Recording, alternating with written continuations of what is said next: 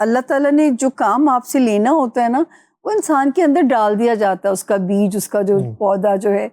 تو میں چھوٹی سی تھی تو میں نے وہ سب کو بٹھا کے انگوٹھیاں کر کر کے بچے دیکھنا، ہاتھ کی لائنز کو پڑھنا.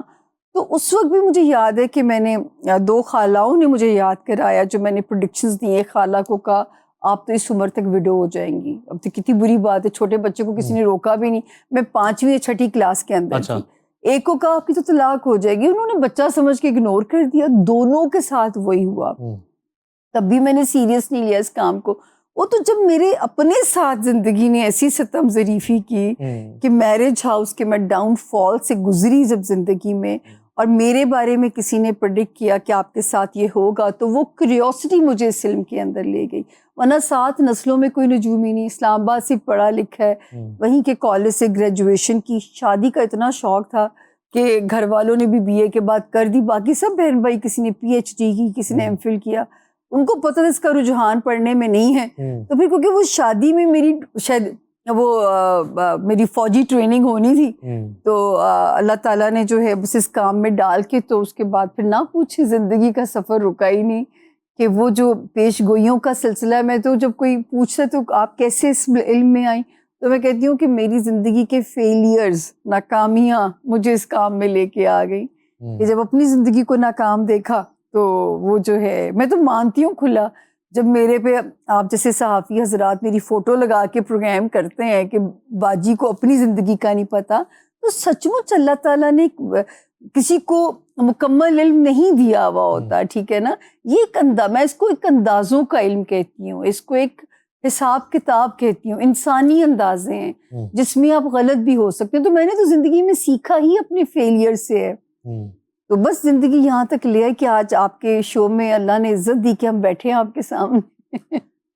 یہ اس کو پروفیشن جو ہے وہ کس وقت آپ نے یہ فیصلہ کر لیا کہ یہ میرا پروفیشن ہے، اور آپ نے جو ہے نا لوگوں کو وقت دینا شروع کر دیا بائی اپائنٹمنٹ؟ وہ کون سا دور تھا؟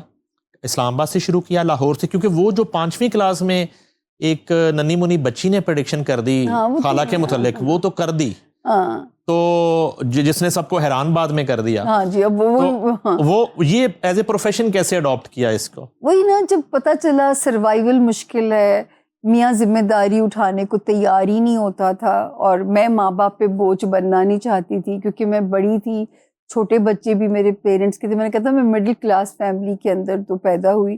تو اپنے سروائیول کے لیے جو ہے نا، میں نے ایک کپڑوں کی ایگزیبیشن کی اسلام آباد میں. اچھا. یہ تھا جی 1998 کا اینڈ. تو میں نے وہاں پہ کپڑوں کی ایگزیبیشن کی، نیچے چھوٹا سا اشتہار. ان دنوں میں اس علم کو سیکھ رہی تھی. اس علم کو میں نے کچھ 3 سال میں سیکھا، اور میں ہمیشہ کہتی ہوں اس کو میں نے آبزرویشن سے سیکھا. اچھا. میں ان لوگوں کے اوپر کام کرتی تھی جن کی زندگی میرے سامنے گزری بھی ہوتی تھی. میرے گھر والے ہو گئے، میرے بہن بھائی ہو گئے، تو وہ مجھے سیکھنے کو ملتا تھا کہ اس سال میں یہ ہوا تو اس کی زندگی میں چینج آیا. میرے ساتھ یہ کیوں ہوا کہ میری میرج سروائیو نہیں کر سک رہی، میری اتنی تپسیا، اتنی ریاضت کے باوجود بھی وہ سروائیو نہیں کر پا رہی. تو پھر پتہ چلتا ہے کہ خان صاحب کتنا ساڈے اپنے میرج ہاؤس دے پھٹے رولے پہنے. وہ جو کپڑوں کی ایگزیبیشن، جی ہاں جی، وہ ڈیزائن آپ کے اپنے تھے؟ جی خود بناتی تھی. میں بہت شوقین تھی کپڑے بنانے کی. جب زمانہ وہ تھا نا کہ خامد بھی ذمہ داری نہیں اٹھا رہا تھا، پیرنٹس پہ بوجھ ڈالنا نہیں چاہتی تھی، تو میں کہا کرتی تھی کھانا تو امی ابو دے دیں گے، کپڑے اچھے پہننے کا شوق تھا، یہ کہاں سے اللہ پاک دے گا. لیکن وہ بڑے پیارے ہیں، ان کا اسکرپٹ اتنا اچھا ہے کہ مجھے انہوں نے کپڑوں کے کام میں ڈال دیا. کہ ایک بہت بڑی بوتیک میں مجھے ایزا وہ ہائر کیا گیا. اسلام آباد. کیا نام تھا بوتیک؟ نیپ پنہل کے نام سے ہوتا تھا. زبیر گھمن صاحب لاہور کے تھے جو اس کے مالک تھے. تو اس کے بعد یہ ہوتا تھا کہ جو کپڑا میں نے پہننا وہ بکنا شروع ہو جانا. تو پھر انہوں نے مجھے اچھا ڈسکاؤنٹ دے دیا، تو میرے کپڑوں کا شوق بھی اللہ پورا کرتے رہے. تو جب میں خود کام میں آئی اور میں نے کیا تو کپڑے تو اتھے رہ گئے ٹنگے ہوئے. وہ اسٹرالوجی سر چلنا شروع ہوگی. 300 روپے سے میں نے اسٹارٹ لیا زندگی کا. تو پھر اس کے بعد امی، اور پھر ملک کی مہنگی ترین اسٹرالوجر بن گیا. اس کے بعد جو ہے وہ امی ابو، جب ابو ریٹائرڈ ہوئے تو ابو کو لاہور سے عشق ہوتا تھا. وہ کہتے تھے میں لاہوریاں بساں بھی ویگنا تو میرے اندر سے ہوک اٹھتی ہے. ابو نے یہاں شفٹ ہونے کا ظاہرہ پلان کر لیا. اور ویسے ابو لاہور سے بلونگ کرتے تھے؟ ابو لاہور سے بلونگ. کون سا علاقہ تھا؟ ابو جی مطلب رہے تو یہیں پہ سمنا آباد میں گرو اپ ہوئے. یہ وہ زمانہ تھا جب ہر کوئی اپنے نام کے ساتھ تخلص لگایا کرتے تھے, تو ابو نے اپنا نام رکھا ہوا تھا چودھری عبدالرشید ساکی. اچھا. علامہ اقبال کی ڈیٹ آف ڈیتھ والے دن یہ ابو کی ڈیتھ بھی ہوئی. تو وہ جو ہے یہاں پہ ہم لوگ شفٹ ہوتے ہیں لاہور, اور 6 ماہ کے بعد ابو نہیں رہتے. اس کے بعد جیسے ماں جو تھی نا میرے باپ کی لاڈلی تھی, تو بس پھر میں نے اپنی ماں کے ساتھ جیسے جڑ جاتی ہوں نا کہ میں ابو کو کی کمی نہ ماں کو ہونے دوں. بس میں ان کی جیسے رسپانسبلٹی آپ لے. پہلے تو میرے ماں باپ لو برڈس تھے, مجھے کبھی احساس ہی نہیں ہوتا تھا میری ماں کو میری ضرورت ہے. اس کے بعد سر میں نے زندگی کو نا ماں کے لیے ڈیووٹ کر دیا. ساتھ کیونکہ پتہ تھا سروائیول کرنا ہے.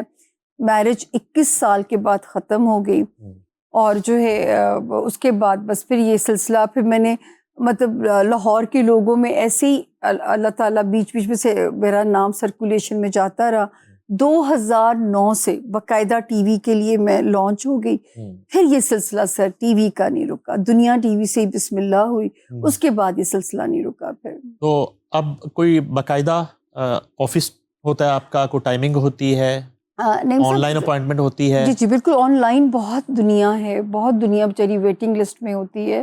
مطلب میں آن لائن بھی لوگوں سے ملتی ہوں, سیشنز کرتی ہوں, اور وزٹنگ بھی ہوتا ہے. یہ جو آپ کا واٹس ایپ نمبر ہم چلا رہے ہیں نیچے, اسی نمبر پہ؟ جی جی اسی نمبر پہ ہماری اپوائنٹمنٹس ہوتی ہیں. ہاں جی. اچھا جی. اور میں بار بار کہتی ہوں کہ نہ میں لوگ اتنے دھوکے باز ہیں, ہم نمبر 2 کاموں میں ہم نمبر 1 ہے نا. تو وہ جو ہے میں لوگوں سے کہتی ہوں کہ میں کسی اور پلیٹ فارم پہ لوگوں سے بات نہیں کرتی, پلیز اپنی انفارمیشن نہ کسی کو دیں. کبھی کوئی سامعہ بن کے کسی کی تصویریں منگا رہا ہوتا ہے تو میں کہتی ہوں صرف یہ نمبر ہے جو آپ کی پٹی پہ چل رہا ہے. اس نمبر کے علاوہ میں کسی میڈیم پہ اویلیبل نہیں ہوں. اس نمبر کے علاوہ کہیں یہ 0302 ہے شاید آپ کے پاس, 4447771. تو بس یہ اس نمبر کے علاوہ اور کوئی طریقہ ہی نہیں کہ میں کسی سے مل سکوں یا بات کر سکوں. بس کام ہی کر رہی ہوتی ہوں نعیم صاحب, اور اماں کے جانے کے بعد تو زندگی میں ویسے کوئی رنگ نہیں رہ گیا. اللہ تعالیٰ ان کے درجات بلند کرے. آج ہم ان کو یاد کر رہے ہیں. ہاں جی. تو آپ کا ہونا بھی ان کے وجہ سے ہے. بالکل جی بالکل. اچھا یہ جو ہے نا بتائیے کہ پہلا جو ہے ریناؤنڈ کلائنٹ کون تھا, کوئی بڑا نام, کوئی پولیٹیشین, کس نے رابطہ کیا انہیں کہہ دی کہ سامنے جی میرا تو دسو کوئی صاحب لا کے؟ نام پتہ نہیں پتا, اب چلے بتا دیتے, اب تو بہت پرانی بات ہے, اب تو وہ ہیں بھی نہیں سیاست میں. 1999 میں ہمیشہ اس کا ذکر کرتی ہوں, جب میری پہلی پیش گوئی کی اللہ پاک نے عزت رکھی, تو 2/3 میجورٹی کی اکثریت تھی نواز شریف صاحب کے پاس, اور ایک فائق جمالی وزیر اعظم, ان کے بھانجے یا بھتیجے لگتے تھے وزیر اعظم جمالی صاحب جو تھے, تو وہ میرے پاس آتے ہیں, ان کو اپنے قرضوں کی فکر, نیب کی انکوائری کی فکر. تو میں نے کہا سر آپ تو قرضوں کے لیے پریشان ہیں, 11 اگست کو ایک گرہن لگ رہا ہے, وزوتی گورنمنٹ اڑا دے گا. تو انہوں نے کہا کیا بات کرتی ہیں سامعہ, 2/3 میجورٹی ہے ہمارے پاس. میں نے کہا جی یہ مجھے نہیں پتا, بس یہ 11 اگست کو یہ گرہن لگ رہا ہے, اور یہ گرہن آپ کی گورنمنٹ کو اڑا دے گا. اور 11 اگست کو وہ گرہن لگتا ہے, کراچی میں سر اندھیرا ہو جاتا ہے, اور اس کے بعد اگلا مہینہ پتہ نہیں کون سا تھا, پھر میں نے اپنی آنکھوں سے وہ منظر دیکھا.